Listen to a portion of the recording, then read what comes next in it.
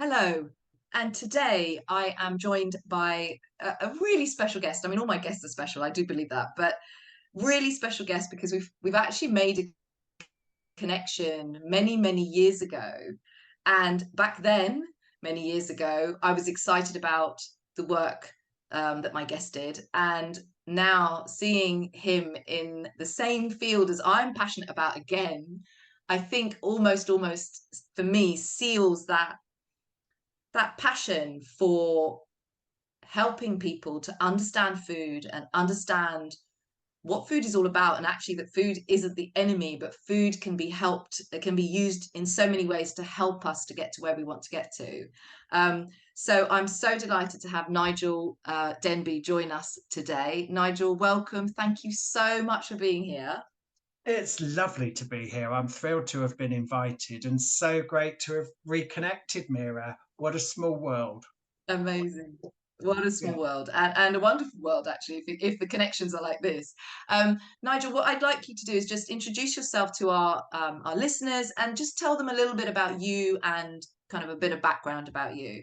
absolutely. Yeah, thank you. So I'm a registered dietitian and I've been working in menopause for about 20, 25 years. And when we first met, I was also very interested and still am in early years nutrition. I kind of think there are Mm, specific times in our lives when we really have an opportunity to make a difference. And if we can get things right in very young children, often we don't have to undo the issues of poor diet later in life.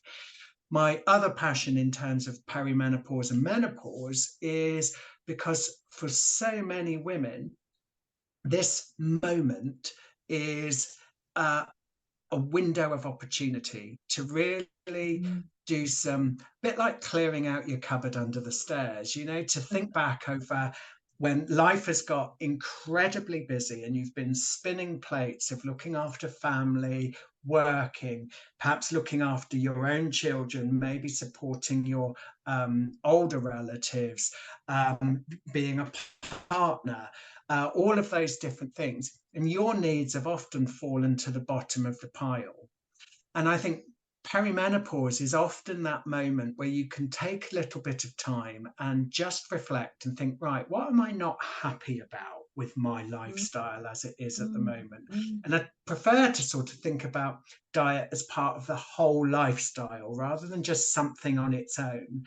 Um, and potentially make a few very simple changes which are going to put you in a fantastic position to thrive through your menopause, not just survive, but also really take an opportunity to make sure that the decades ahead of you are going to be the very best that they possibly can. Because mm, what we absolutely know is the vast majority of us are going to struggle with ill health and eventually we're all going to die, but most of us are going to die of diseases that are social diseases, despite the fact that we've just come out of a pandemic, an infectious disease. The vast majority of us won't die of an infectious disease and we won't get knocked over by a bus. We'll die of things like heart disease and diabetes and cancer. And these are all really preventable diseases for the vast majority of cases. There are mm, some things that, of course, have a genetic predisposition. yeah. But I think what we have to remember is that the choices we make about our lifestyle can significantly reduce our risk of being affected by these conditions. And some of these conditions are more prevalent in different communities. Particularly, we know South Asian community have really different risk factors for things like diabetes in particular than Caucasian groups. And we don't talk about that enough.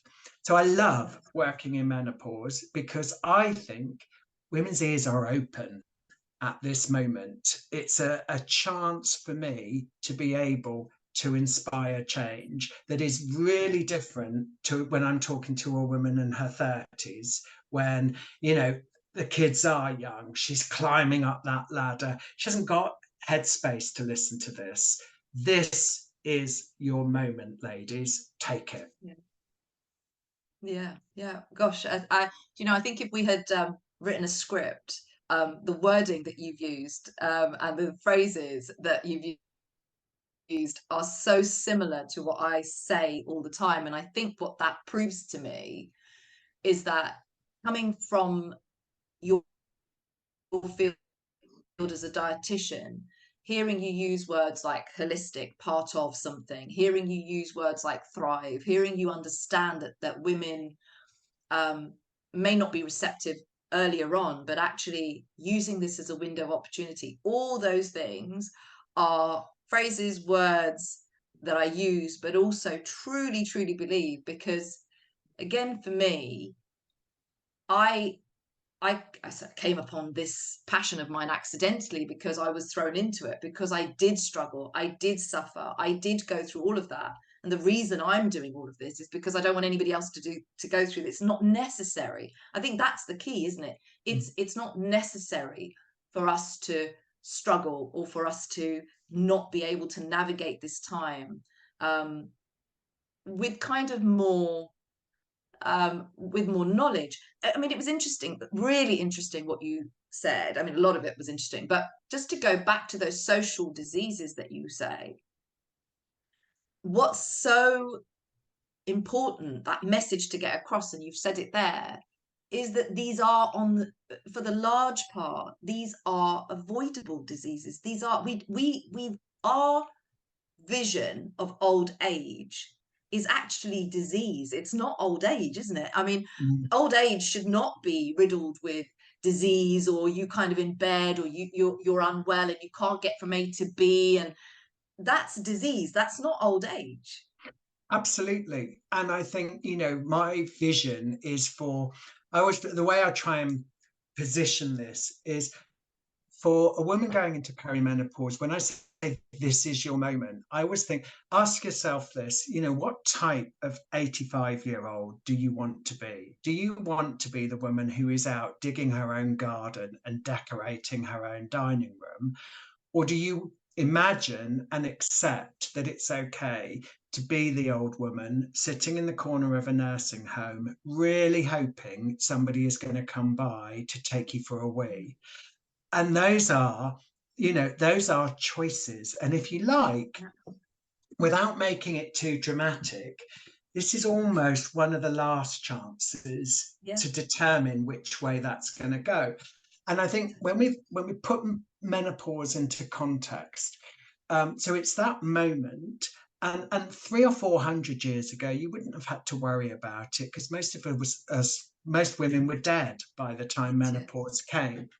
Now you've probably got as many years ahead of you as you have behind you, but that body's going to get a little bit tired. It's going to get a bit worn out, and you really do need to look after it. But menopause itself has some very specific impacts. So, Yeah. I mean, if it's okay, maybe we can start by going into those a little bit.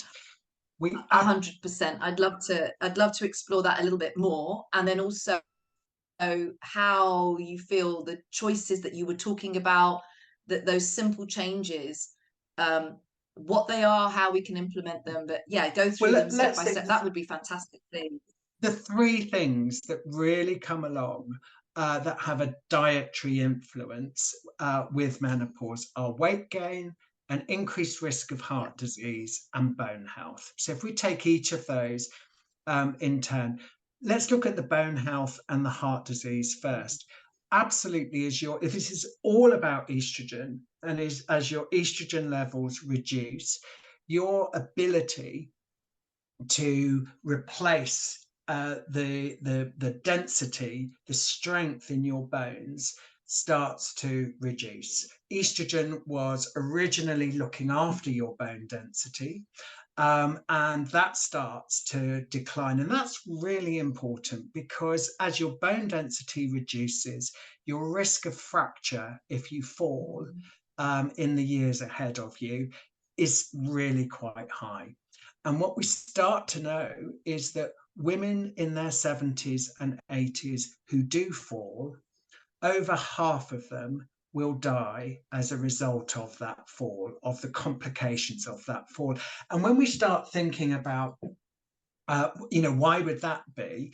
Well, when you fall, if you haven't got the strength to be able to actually pull yourself up off the floor and phone for help, every minute that you're lying on the floor, your likelihood of developing constant complications really increases. Now, you can change that very, very simply by doing some daily strength, weight bearing exercise and increasing your calcium intake. Very, very fixable. If you Yeah. choose to take hormone replacement therapy, that will also help.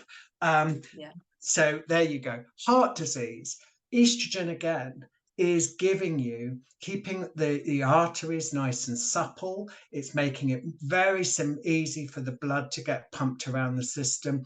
It also keeps the blood cells nice and supple. As you lose your estrogen, that all begins to harden up and get much more like a man's artery and blood cells. Your risk of heart disease jumps up to the same as a man's once you hit perimenopause. And whilst there's such a focus, women are really focused on breast cancer when it comes to menopause.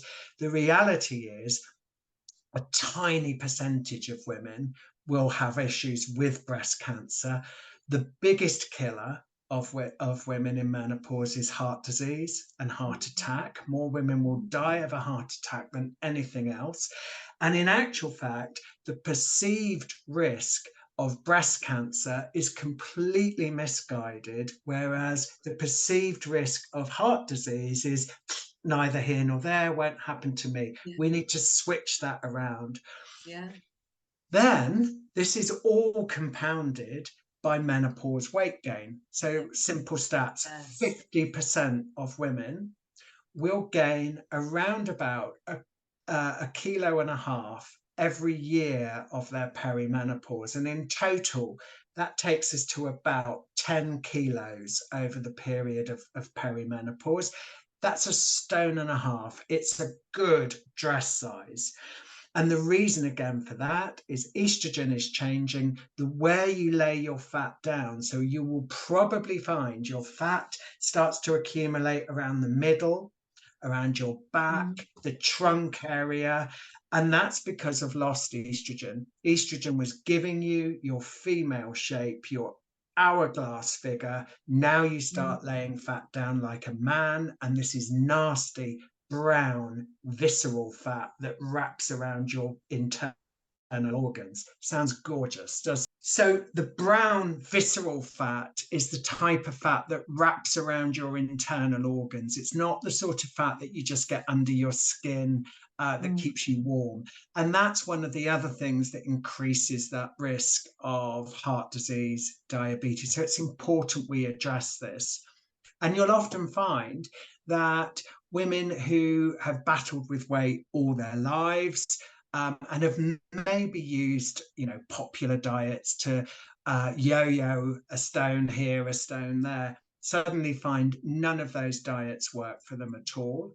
You'll also find women who've never had to think about weight are now suddenly struggling with this. There's another element, and there's almost a perfect storm of menopause that leads you to the point where weight, I want women to understand there are hormonal and physical reasons why this is happening. Then it's easy to start looking and think, right, and what's my part in it? Because it can really be so frustrating. So the hormonal element is estrogen. The other part is your metabolic rate. Men and women are losing muscle tissue through the normal process of aging from about 35. And your muscle tissue is the thing that determines your metabolic rate, the number of calories that you need just to turn over. When women start to lose estrogen, the rate at which they lose that muscle tissue starts to speed up a little bit. And so you're losing, or the calories you need just to turn over begin to reduce. So if you start looking, you've got estrogen changing the way you lay down fat, metabolic rate making it more likely that you're going to gain fat. If you don't do something on your dietary element, or your lifestyle element, you Yeah. almost can't help but gain No. some weight. And of course, the thing is, the last thing you need now is some silly, faddy, gimmicky type of diet. And you Totally. don't need it. No. No. Simple things like looking at building in a really manageable range of strength exercise to rebuild the muscle tissue that you're losing. And you don't need to go to a gym to do any of this. No. These can be No. simple things like squats, box Mm, press ups on the floor, bicep mm, curls with a couple of baked bean cans. Combining that with some daily steps, getting you more walking in, are yeah. such a powerful way of reversing the muscle loss. When Yeah. it comes to your diet, Nigel, can I just go go back on. just to clarify about the muscle, because I totally understand it. I'm doing my gym level 2 at the I've done my gym level 2 and I'm doing my level 3 because strength training for me has being a runner. So I Yeah. was a runner, I was a cardio freaky person, loved anything, spinning 5 times a week, whatever. But actually, I realized that that was causing my body a lot of stress. And through my personal trainer and my yoga teacher, I suddenly realized actually I needed to change that all around. And so, what's really interesting is what you're saying and explaining in such a clear way, which I really want to get that message across, is that doing this resistance training, doing what you're saying, is because we need the muscle which we are losing. So we're losing muscle, but we Mm. need that muscle in order to help us to process and digest our food better and get everything around. So that's why we want to keep increasing that muscle, It's or maintaining the muscle non-negotiable. as much. Yeah. Yeah. This Yeah. isn't Got it. something, Perfect. this is, Perfect. you can do as many of your Zumba classes as you want. The strength training, if you want to maintain the metabolism that you had pre-menopause, Yeah. pre-perimenopause, strength exercise is non-negotiable. You Yeah. have to Perfect. do it. Totally agree. Sorry, Um, totally agree. And then no, you were going on to say about your, yeah, no, that was great. And I think also what's so important for women to hear right now is that this isn't them going crazy and there's something wrong with them, but actually this is a physiological stuff that's happening within their body. So it's almost like an uphill battle, because a lot of women will struggle with the fatigue side as well. So they won't, quite often, what's that cycle? You're gaining weight, so you must be eating more. So you gain weight, so you start to eat less, then you get more tired, then you lose more muscle, and it's just this vicious cycle, isn't it? That Mira, keeps happening. you've hit it on the head. This is where, again, that holistic view of this is so important.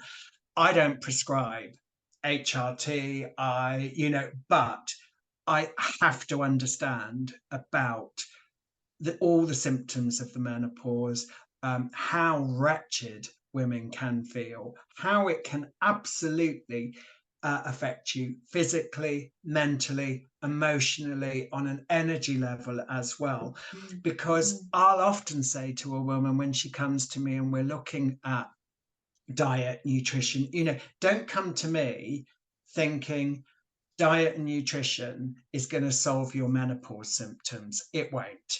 And a no, lot of people would love to tell you it will, and they're conning you. The yeah, reality is, though, if you have horrendous, or if you have menopause symptoms that are affecting your day to day life, there are treatment options that are open to you, and there are masses of choices, and you need to yeah, speak to a menopause specialist doctor to go through those choices. And yeah, I'd always say you've got to get your symptoms under control before you yes, start dealing with lifestyle stuff with me, because quite frankly you won't have the energy or the headspace to be able to apply what I need you to do until you're feeling yourself again. And I think, there are so many women who almost feel like they're giving in to reaching out for help and getting advice about treatments that are available to them, when in fact, why would that be that you're giving in? This was something nature never intended for you to experience again, Yes, that's because you right. would have been dead.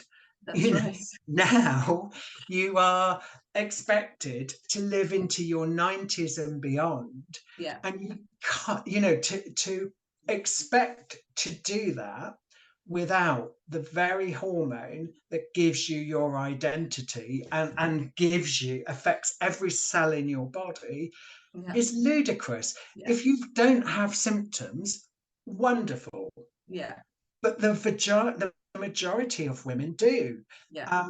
And the days of women being able to go off into a dark room and coming out again when this is all over have gone. Yeah. You know, women in their 40s and 50s are living really full, Oh really my. amazing lives, very taxing lives. Yes. You've got to be able to keep going. Yeah. Yeah. Yeah. No, So totally. yeah, Yeah. so I mean, again, I think it paints a negative picture, but for me, I've seen too many women who are feeling like a victim of the menopause. The Mm. menopause is normal. There Yeah. is nothing wrong No. about the menopause, unless you pretend it's not happening. Yeah. If Yeah. Yeah. you Yeah. acknowledge it, if you own it, it can be an amazing time. Because Yeah. I think the beauty, you think we met, what, 10 years ago? More than that, Probably probably, a bit Meera. more. Yeah. Yeah. Yeah. You Around think that. the life experience you've had Yes. since we first met, that Yeah. Yeah. now means you know who you are. You are Yeah. absolutely not prepared to take this, that, and the other. You know where you're going. You know what your priorities are. That is amazing, and you Yeah. can't have that when you're You can't. 30. No, you can't. You just don't have that. Yeah, no, 100%. You just shed so much nonsense around you in the world, and you really learn to. Well, once you, like you said, once you can navigate, because I'd really love to move on to like what you were talking about. How, Mm. right, okay, what are those simple changes in terms of diet and life? You mentioned some lifestyle changes, but also in terms of those food and the diet that you were talking about to help us through that. But yes, totally agree. I'm a grandma, and I keep going on about that, but I'm a grandma now, and that visualization you used and you talked about earlier, I use that for myself. And like you're saying, there is a way out. And I think that's not a way out, but there's a way out of feeling how you're feeling. You I think don't there's a need to way feel this. through. Yes, the way This through. is a Perfect. transition, and It you is. It you is. either go through it or you Yeah, battle against it. that's right. That's And so if you true. battle against it, you ain't going to win. No, no, no, no, you can't. There's just no way. There's Yeah. so many fundamental changes that happen to you. And the women I speak to, this is going to be a wonderful podcast for so many of the people and women that I speak to, because it's actually going to be able to really reinforce so much that there is so much life to live. It may be sticky mud at some points, but actually once you get through that sticky mud, there really genuinely is this beautiful beach that's waiting there for you. And Oh, it's wonderful. It's not easy, but it's wonderful. But 100. I think you're. I'm Yeah. absolutely with you. We're so on Yeah. the same page. So, again, when you start thinking then about the nitty gritty, the nuts and Yes. bolts of what you're going to do with your diet, let's not start thinking about superfoods and No. supplements. Let's get down to the basics. And I'll tell you the biggest things I tend to see. And I would suggest women keep a food and activity diary for 2 or 3 days, Yeah. warts and all. Be as dirty as you would normally be. Don't try and do anything fancy. And then look at it and kind of think, that was one of my kids' diets. What would I think about that? Yeah. Would I be happy about it? And there's usually some things that you might commonly see. So have a look in your diary about how long you're going without eating. Mm, If you're going for more than about 4 hours without eating, you're probably going to notice then that when you do eat, your choices and your portion sizes are really out of sync with what you feel is okay. So we're going to look for, are you eating regularly? A breakfast, a snack, a lunch, a snack, and a dinner. If you're not, that's probably where you want to start. Then think about your how you the makeup of your food groups on your plate. And I always like, I'm using my hands here, and of course yeah. nobody can see me, but imagine your plate divided into 4 quarters. And what you're looking to see is 1/4 of that plate is carbohydrates, starchy foods, rice, potatoes, cereals, naan, chapatis, any kind of starchy carbohydrate. 1/4 of that being protein, meat, fish, lentils, pulses, eggs, cheese, and half the plate vegetables, fruit, or salad. Now, whatever you're having, if you use that model, that is going to make your plate really nutrient dense. It's going to take care of most of what we call the micronutrients, the vitamins, the minerals, the important little bits. Um, and it will always be damage limitation. So, Mm, even if you were having a Friday night takeaway and you're getting fish and chips in, you can have a small portion of fish, a handful of chips, and a big old serving of mushy peas and salad on the side. yeah. If you want to do that with curries, lots and lots of veggie parts of your curry, a little bit of dal or a little bit of the meaty part of the curry, some rice or some naan or chapati, away you go. Yeah. That's always the thing to. Then the secret after that, I think, is look at the total size of that meal. And Mm, really, it ought to fit into your cupped hands. That's your first helping. Now, right. often I'll say to women, so have you got teenage boys, or is there a male partner in the house? Are you eating about the same size of meal as they do? And many women are. And Yeah. so portion size is a really big thing. So what we tend to say is, look, take a much more modest portion, balance out those food groups. Now eat that mindfully, eat Mm, slowly, try and eat without devices, no phone, no iPad, no TV, eat at a table. Reason for that era is simply satiety, that feeling of being satisfied, is a delayed reaction. Human right. beings are hunter gatherers. We Yeah. are programmed to gorge. If we eat quickly, we'll always eat more than we need, particularly Mm, if we're ravenous, not hungry, hence eating regularly through the day. So ideally, you're looking to eat when you're hungry, and you're looking to eat to the point of satiety, satisfaction, not being stuffed. And right. all satiety means is no longer hungry. Um, so that takes a little bit of learning. Again, if you're a Yeah. seasoned yo-yo dieter and you're thinking, what, carbohydrates or no intermittent fasting, no keto, no, your body needs nutrition. Yeah. Give it every food group, feed it regularly, nurture it, planned, savvy snacks that Yeah. are usually involving 2 food groups. So some cherry tomatoes and a bit of cheese, an oat cake and some hummus, Yeah. um, rye vita and some peanut butter. Combining 2 food groups really helps just keep your blood sugars going, your energy levels high. Have a look at your booze intake. If you drink wine, Mm, we know yeah. that women over 40, we are seeing the biggest increase in alcohol consumption in that Yeah. group, Yeah. especially since lockdown. Do you need to take supplements? The only one you probably need to take is vitamin D, Agree. Yeah. particularly if you cover up. Yeah. And a lot of, certainly a lot of South Asian women will keep their skin predominantly covered. Then you absolutely, living in the UK, need to take a vitamin D supplement. Yeah. 10 micrograms a day or 400 international units.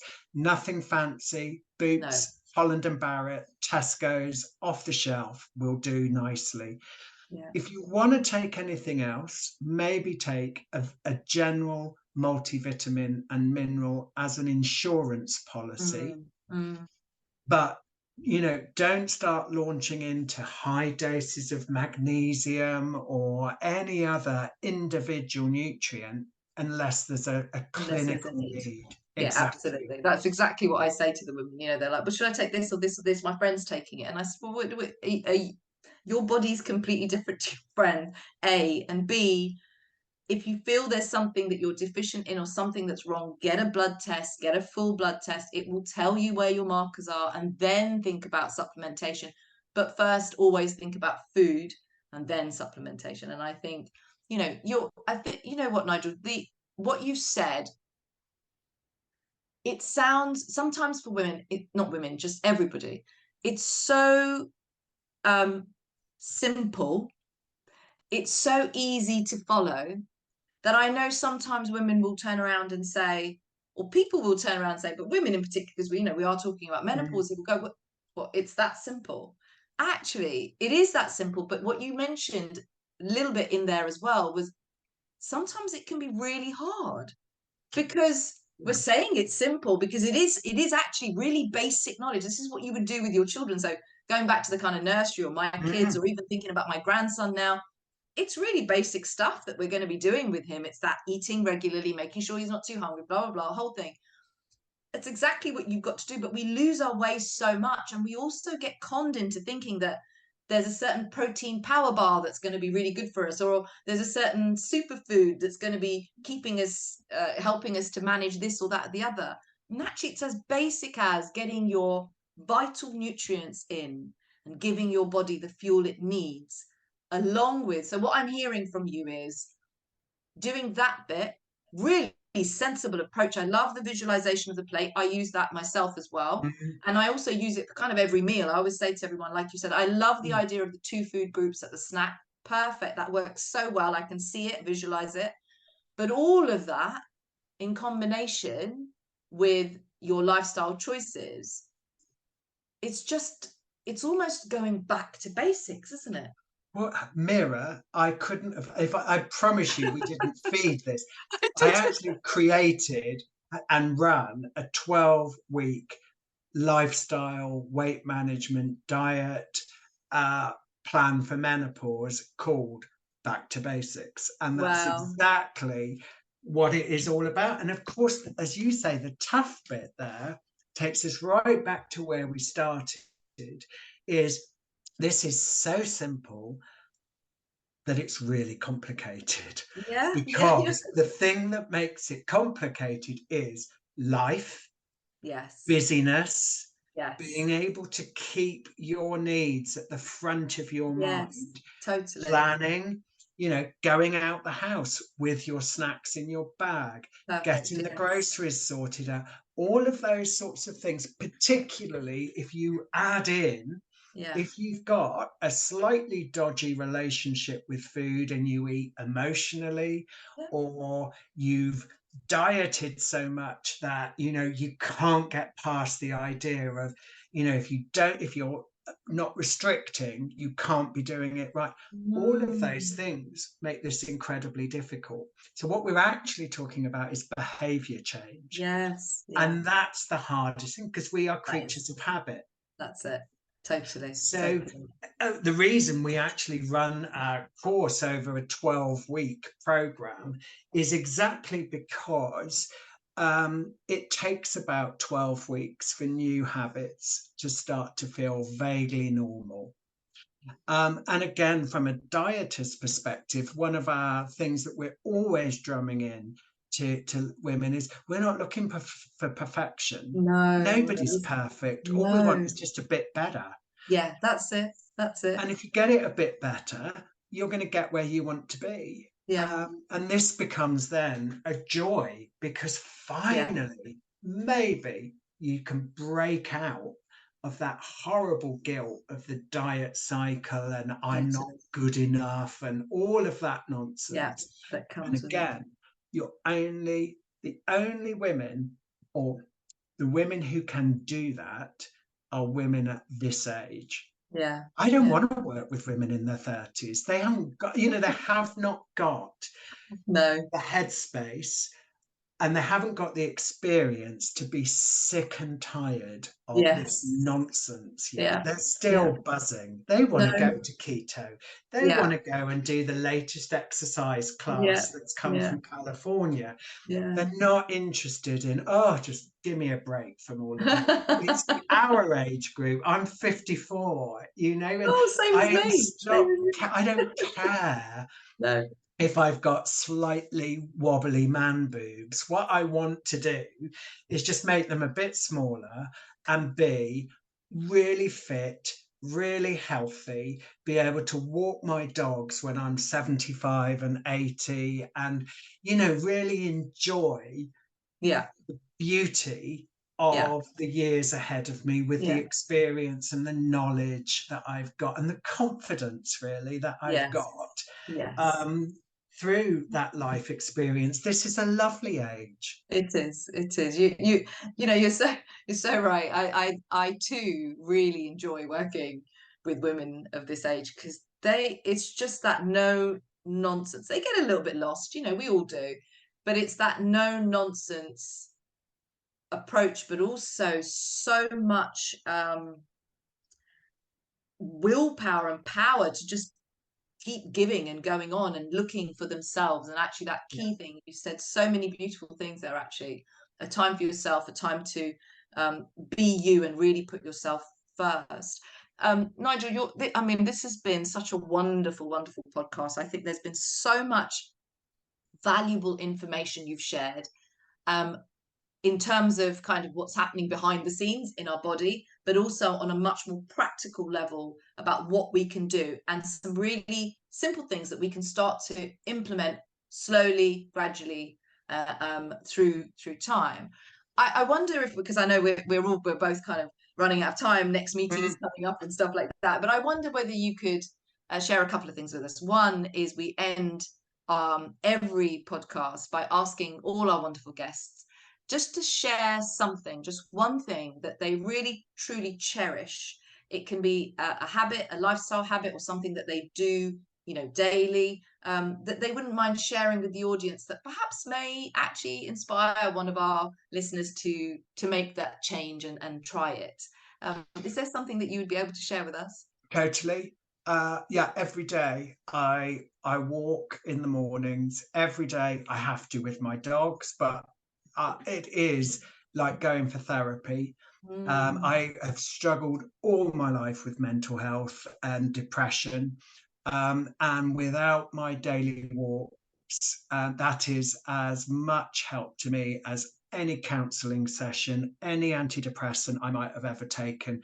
So I think just getting in touch with nature, starting my day with something that is just about me yeah. is essential.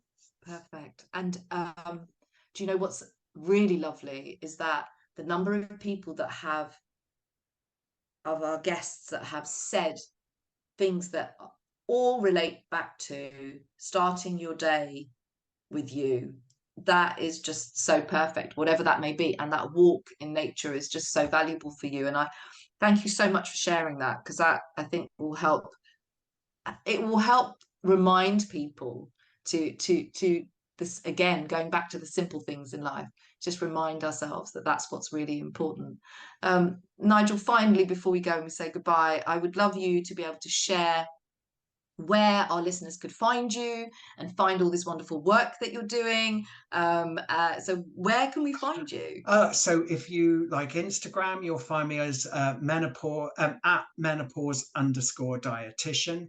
And our community, our online community is harleystreetathome.com. And we run our weight management course. We run all kinds of sessions specifically for women in menopause. And I'm really hoping, Meera, you're going to come and talk to our members because Oh, I know they would just love what you're doing. oh, thank you so much. I would be totally honoured to do that. And it has been an absolute pleasure, Nigel. Thank you so much. Pleasure's mine. Thank you, Meera.